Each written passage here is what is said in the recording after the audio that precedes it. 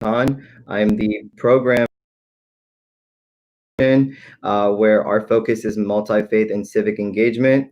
Today we have Dr. Basem Hamid, who is going to be our newest speaker for the Explaining the Hajj series, which is basically a series of fun and informal conversation about the different aspects of Hajj.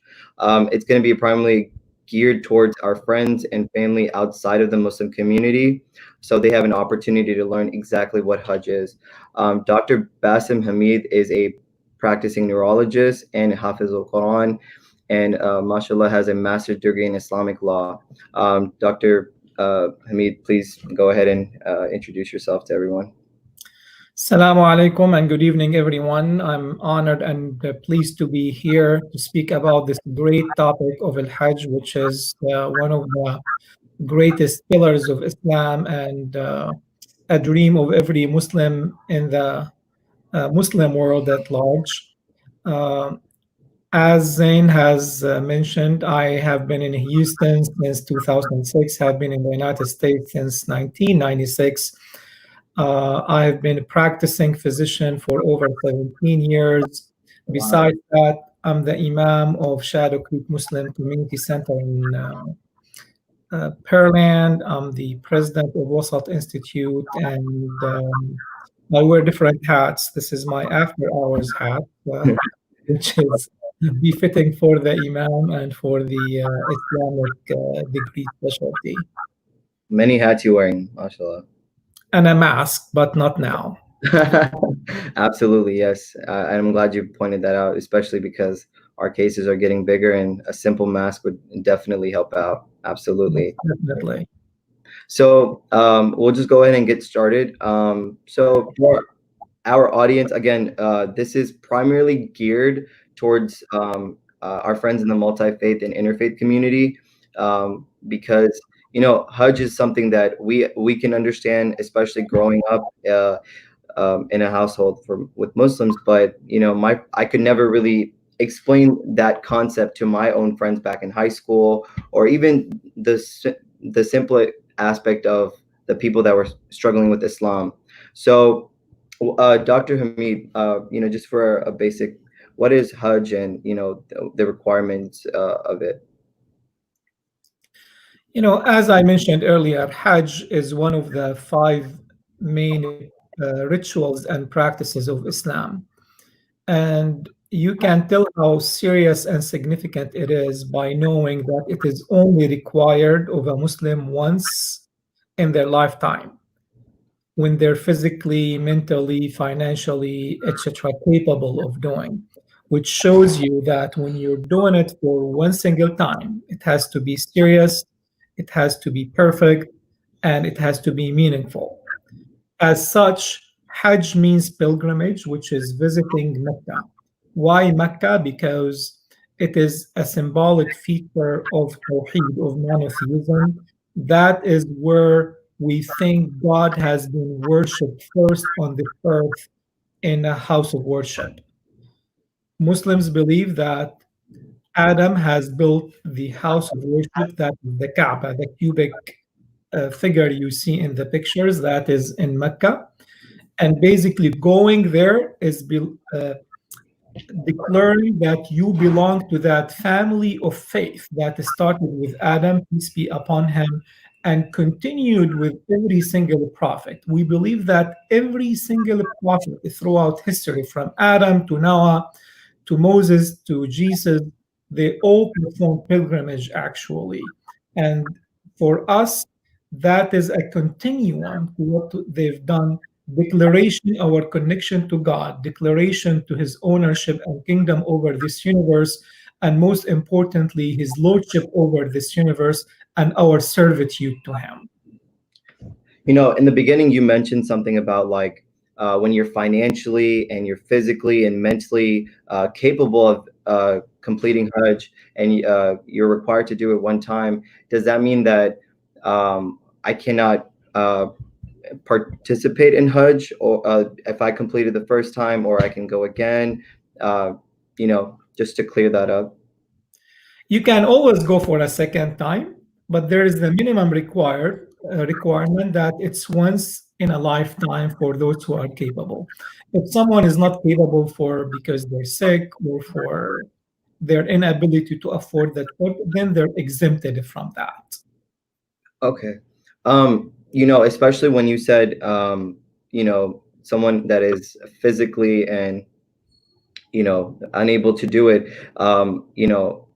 is there a process where people are allowed to do it on behalf of some people, just like for sadaqah or any of that kind of context? Yes, if someone is unable to do it, let's say for physical reasons, for disease, then they can delegate that to a different person, and that is considered an acceptable ritual. Yeah, because like you mentioned, this is one of the five pillars that we have to abide by in Islam, and this is a huge mandatory requirement. But I'm glad that you mentioned that we're able to have people in our lives that can, have a substitute way if we're physically or, even financially unstable to go and visit. So just kind of like dissecting it, I'm going to be kind of asking you questions in the sense of like, I recently converted to Islam, or, someone who Sure. kind of still is navigating through understanding our faith. So how many days in total does Hajj consist of? Am I there for an entire month because, Ramadan is a whole month, and then, kind of just break that down. Sure. Truthfully, the entire pilgrimage rituals could be performed in 4 days. Oh, wow. So that's basically the bare minimum. I mean, there are also some concessions for certain people who cannot be there for 4 days. It could be done actually in 24 hours. Oh, wow. For the average person, the ordinary person, we say it is 4 days. If you're a president or if you're a king and you can only leave your country for 24 hours, there are certain ways and concessions where it could be done in 24 hours, even in a few hours, actually. Yeah. But for an average person, when you're planning your trip, the minimum it is 4 days. However, since it's once in a lifetime, it is not something you do every year, not something you're able to afford every month. And even if you can afford it, for example, this year, you're not allowed to go there because of the COVID season. So people try to stretch it and make the best out of it by visiting, other places, other holy sites, like such as Medina, where the Prophet, peace upon him, has been buried. But the actual rituals of Hajj are entirely performed in Mecca, in the city of Mecca, and that could be done in 4 days. Wow. So there's a lot of leniency and opportunities for someone to actually uh, make this mandatory requirement in our faith to actually happen, and that's a blessing for us because Allah subhanahu wa ta'ala is making it that much easier for us to complete this simple request of participating in Hajj. So you mentioned that the minimum amount of days or it takes is 4 days. Now I, I fly on, whatever airline, and I get there. I know it's extremely hot, and I land. I'm like, so what do I do? What's the first thing I do when I, like, is there a dua I'm supposed to read? Is there like, I check in? I mean, of course, I check in with like the physical requirements of me staying there, but like, break that down for me. Sure. So when I talk about Hajj, there are two aspects of it, and they're equally important. One of them is how to, but more important is why we're doing this. And it is Absolutely. very important not to just focus on how to, because the how to is very easy. There is, on average, 2 to 3 million people doing it. There are guides everywhere who can hold your hand and walk you through it. That's good. So, for anyone who is trying to perform pilgrimage, do not make that your focus, honestly. That's the easiest part. That is the physical part of the how to do things. The more important thing I focused on the inner aspect of the Hajj, why we're doing this, and how we fulfill it spiritually and make it a meaningful experience. So now we'll walk through it and we'll talk on the how to aspect, but Yeah, we'll also talk about why absolutely. and how we make it meaningful. So prior performing Hajj, they say preparing for Hajj has to be ahead of time, where you make complete return to Allah, where you say, now I'm committed on this path. I'm going to abide by the guidance of God. And part of that, you have to make sure you're fulfilling the rights of people. If you're in debt or if you've wronged someone, you have to seek their pardon and make sure all the disputes are settled. So that's between you and the creation. Then So between forgiveness, you know, because there's a lot of people that definitely before they make their intention to go, they have this procedure of reaching out to people and their loved ones.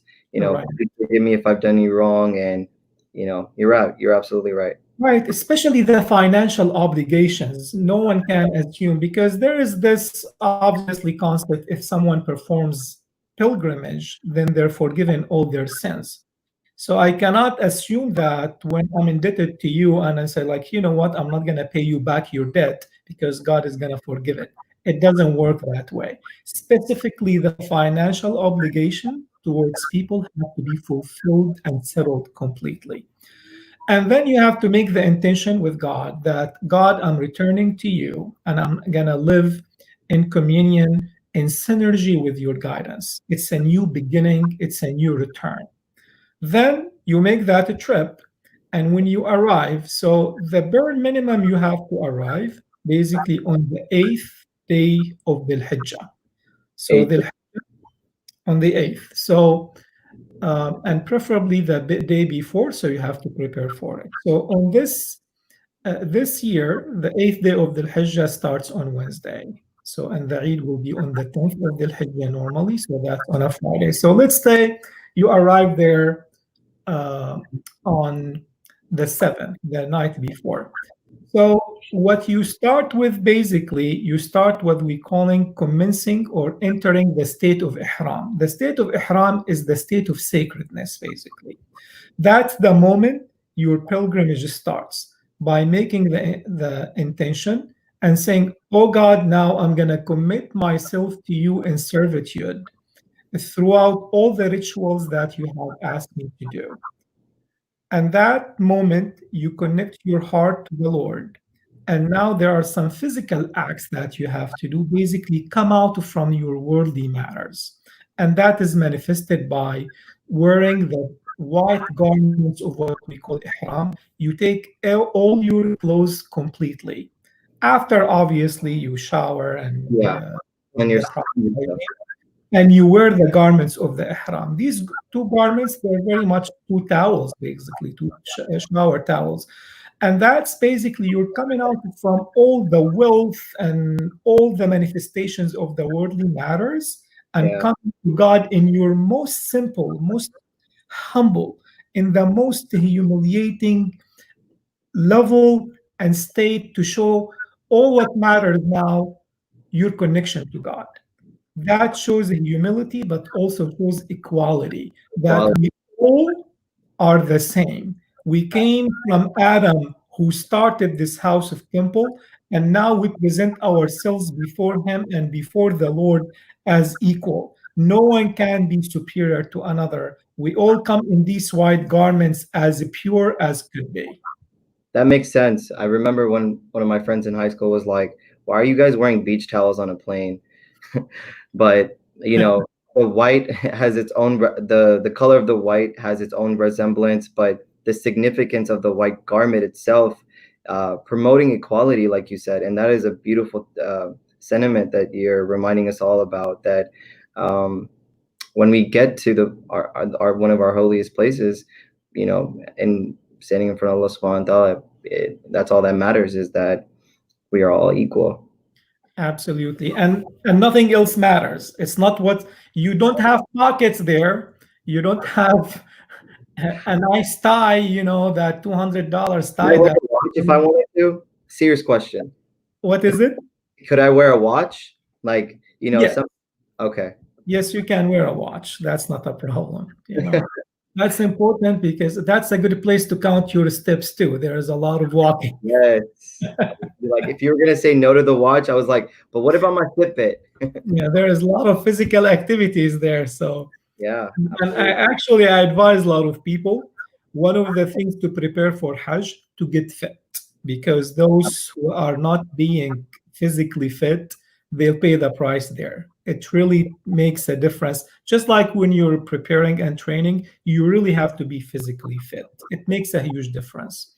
And it is Absolutely. recommended to do it when you're young, actually. The younger, the better, because you have more endurance and more tolerance to the nuisances of that you see over there.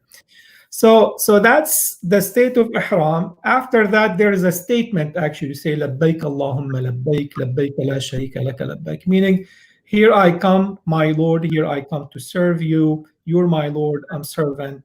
And basically, you keep repeating this statement as much as you can. Then on the eighth day of Dhul Hijjah, you go to the camp of Mina. That's where people go, gather, and rest. And this is one of the opportunities because there aren't too many rituals on that day, but it is basically an opportunity to meet other people. Over there, you meet people from the entire world, and So we're allowed literally, to socialize and we're allowed to like congregate amongst one another because the concept of Hajj is like you're going there for your spiritual journey and your mandated requirement of the five pillars of Islam. But I'm glad that you brought that up. That at the camp, you're required also to build the bridges with others. Subhanallah. You socialize with them, you exchange knowledge, you learn about their conditions, and this is what expands your horizons actually. And learn that as a human being, there are so many people like you, and everyone shares the same goal on reaching to God and building bridges with others and impacting the humanity in a positive way and try to work for the betterment of the human being at large. So there is an entire day that is free for you to do that. Then on the ninth day, that's the day, the most important day of the Hajj, which we call the day of Arafah. That's when you go on the Mount of Arafah, and basically after Dhuhr till the sundown, you're focused, dedicated in uh, supplications and remembrance of Allah, asking Him forgiveness, and trying to have that meaningful experience where God would release all those who come to Him from the hellfire and make Him like as if they're born again. This is exactly the birth, the moment of birth. A lot of people, think, when am I born? It is that moment when you're feeling an experience of peace, when your connection to God, when that feeling is born, that's when you're born. And that's the ninth day of Arafah is the biggest opportunity for pilgrims or people around the world who are observing the ritual with them to be basically born again and have that light of God emanates from their hearts. That is the most meaningful experience of Hajj that should be achieved and should be worked to achieve. You know, I'm sorry, I don't mean to cut you off. No, Um, you're good. you know how you just mentioned like that that's our goal to achieve, and I'm definitely giving you this from my perspective now. Um, what if you're a teenager and this is a trip that your parents force you to go on? Because of course your parents, they want the best for you in this dunya. They want you to complete your mandated requirements for the our five pillars. But what if my mind is not there? What if I'm sitting on the plane and I'm bored and I'm just playing with my Game Boy or whatever I had back at the time, and I'm sitting in front of a beautiful hotel and I don't take it in. Like, what about those people? Or Even though you don't feel it, it is there and you'll be recorded among those people. And by the way, these memories, they will come later in life in ways that you can never imagine. So God will bestow His mercy and will shower people with love, deposit the wisdom, the tranquility, the peace in their hearts, whether they feel it or not. Because as a child, as a baby, you don't remember every single time your mother fed you, but Absolutely. you're seeing the signs of it now. And Absolutely. same thing like a child or a teenager, they go there. They're showered with the mercy, with the grace of God, even when they don't realize it. But it's going to live with them till the end of their life. Beautiful example. Beautiful example, Dr. Hamid. So, um, before we wrap up, I just want to ask like one last question. Like, we're doing this, we're investing our time, our money, and of course, with the best of intentions. Could you just give me like a quick 2 minute, like, what are some of the rewards mentioned for those people that perform the entire pilgrimage? So those who perform the entire pilgrimage, they're forgiven all their sins. Not a single one is going to be left. And they're released from the hellfire. And if they continue on the straight path, then they're guaranteed admission to paradise by the grace of God. And that's also on the ninth day of the Hijjah. That's a station where the prayers are accepted by God, are answered. So if anyone makes dua for other people, it is going to be answered. So this is why we're encouraged to make prayers also with the pilgrimage, because Allah will accept those prayers and answer them. So there are obviously matters of this dunya, of this world, and the matters of the akhirah. And Allah, in the context of talking about the Hajj, talks about رَبَّنَا آتِنَا فِي الدُّنْيَا حَسَنَةً وَفِي الْآخِرَةِ حَسَنَةً. Oh Allah, grant us the goodness of this dunya, of this world, and the goodness of the akhirah. So the Hajj guarantees you both the goodness of this world and the goodness of the hereafter. So it's definitely not just a requirement, but it should be almost a personal ask for yourself to perform Hajj. You know, Absolutely. It's mentioned that the scholars, when they have some ask that they are having difficulty with, they wait till they go and they perform Hajj. And oh on wow, that specific day, and they said you can never be turned down by Allah. inshallah. Wow, I personally didn't know that one. Well, I appreciate your time and all the things you did to explain the concept of Hajj. Inshallah, I hope I have the opportunity to go, and all of us, I know all of us are trying to get back to the most beautiful place on earth, inshallah. But Wow. inshallah, Jazakallah, Dr. Hamid, for your time and for being a speaker for our Explaining the Hajj series. Assalamu alaikum. My pleasure. Assalamu alaikum and Eid Mubarak to everyone. Oh, yeah. Eid Mubarak. Yes.